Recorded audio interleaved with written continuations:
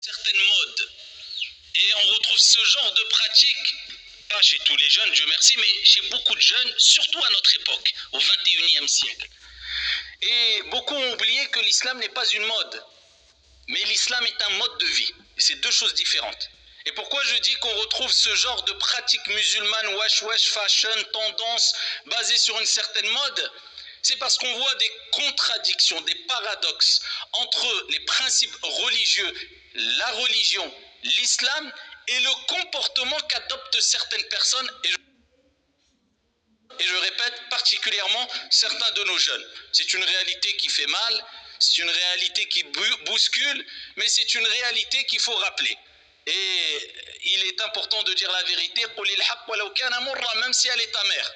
Et je répète, je ne généralise pas, mais c'est une réalité qui existe. À titre d'exemple, quand on voit des comportements qui sont en contradiction avec les principes religieux et avec le comportement auquel appelle notre noble religion, à savoir, chez les garçons, chez les jeunes particulièrement, on retrouve ça aussi dans certaines cités, tout en rappelant qu'il y a beaucoup de bien chez les jeunes de cité, bien sûr, ce sont des êtres comme nous, ce sont des êtres humains. Moi-même, j'ai grandi dans une cité, dans un quartier, j'ai vécu dans un quartier, on sait très bien les qualités qu'il y a chez nos jeunes, mais il y a des défauts et quelquefois qui sont commis au nom de l'islam. Et là, il faut rappeler que c'est des défauts. Il faut rappeler que c'est un comportement qui n'a rien à voir avec le comportement auquel appelle notre noble religion. À titre d'exemple, comme je disais précédemment, on voit de plus en plus de jeunes, et ce qui nous attriste, c'est quand ça se passe pendant le ramadan, pendant les journées du ramadan, pendant les nuits du ramadan, bien sûr. L'islam doit être adopté, pratiqué pendant le ramadan et en dehors du ramadan. Mais quand on voit ce genre de comportement pendant le ramadan, ça nous attriste. Pourquoi? Parce qu'on est toutes et tous quelque part des ambassadeurs. On est toutes et tous des exemples. Moi, je ne suis pas mieux que vous. Et vous ne pouvez pas affirmer que vous êtes mieux que moi. Inna akramakum indallahi atqakum. Les plus nobles auprès de Dieu, ce sont les plus pieux. Allahu a'lam. Peut-être je suis là à vous exhorter, et Dieu n'a pas accepté mes actions alors que vous êtes en face de moi, ou l'un de vous est en face de moi, a commis plus de péchés que moi, mais Allah a accepté une bonne action qui fera de lui un habitant parmi les habitants du paradis. Donc là, c'est un conseil, c'est une entraide. Ce n'est pas un jugement pour rabaisser qui que ce soit. Mais lorsqu'on voit ce genre de comportement, c'est-à-dire au nom de l'islam, pourquoi je dis au nom de l'islam? Parce que, à travers une apparence, on veut montrer son appartenance à l'islam. Un qamis, une belle veste de jogging, quelquefois Lacoste Watch, je fais pas de la pub pour les marques, une bandoulière, jusqu'ici tout va bien, vous allez me dire, et on monte sur un quad et on roule à je sais pas combien dans le quartier, de jour comme de nuit, et on rend fou tout le monde. Billahi alaykoum, il n'y a pas des contradictions, c'est pas un islam de mode, parce que ça fait bien, parce qu'il faut savoir, hein, chez les jeunes aujourd'hui, même qui ne sont pas musulmans, être musulman, bah, ça fait bien. Allez voir certains influenceurs, influenceuses. Bon, certains, je ne vous dirai pas d'aller voir, hein, mais bon, on sait que ça se passe comme ça. Ils n'ont rien à voir quelquefois avec la pratique de l'islam. Chacun est libre de pratiquer ou de ne pas pratiquer. Mais vous allez voir ça à coup de Wallah, Allah, wesh mon frère, ouais, des petits mots arabes pour dire ouais, nous aussi on est dans le moule.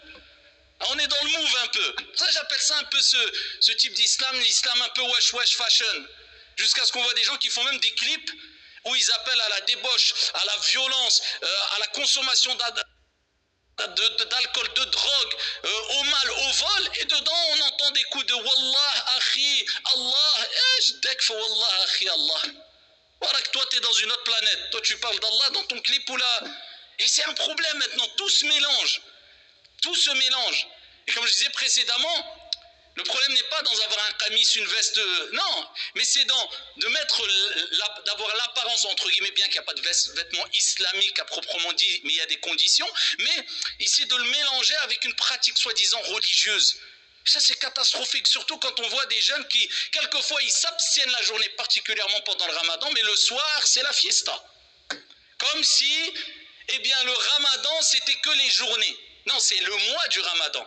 Vous savez ce qui se passe quand le ramadan rentre? Vous connaissez le hadith. Il y a un appel qui est lancé. Ya baghi al-khayri aqbil. Ya baghi al-sharri aqsir. Oh, toi qui veux le bien, avance, c'est pour toi. Allah, il nous invite à faire le bien. Par contre, ceux qui veulent faire le mal, perturber les voisins, faire du mal, mauvais comportement, consommation de drogue, crier, faire n'importe quoi, rester jusqu'à 3h du matin dehors en dérangeant tout le monde. Et Ya baghi al-sharri aqsir.